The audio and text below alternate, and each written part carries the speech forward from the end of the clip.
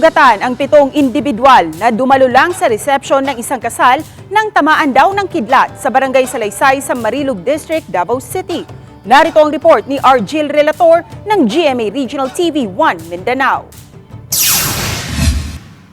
Agad isinakay sa rescue vehicle at ambulansya ang 6 na individual, kabilang ang 2 minor de edad, matapos daw tamaan ng kidlat sa Barangay Salaysay, Marilog District sa Davao City. May isa pang tinamaan din ngunit hindi na raw nagpadala sa ospital. Dumalo lang sa resepsyon ng isang kasalan ang mga nasabing biktima nang bigla raw kumidlat. Oh, kitaan dyan na mo.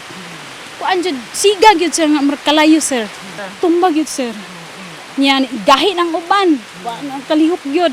Una raw tumama ang kidlat sa puno ng niyog bago tamaan ang mga dumalo sa reception. Nasa ligtas ng kalagayan ang mga biktima at nakatakda ng makalabas sa ospital. Ayon sa tala ng barangay, ito na ay kalawang pagkakataon na may tumamang malakas na kidlat sa kanilang barangay. Atong niaging tuig, mo to'y first time nga naigo sa kilat dire. On this spot yun to, tulo ang duha ang namatay, isa ang nabuhi.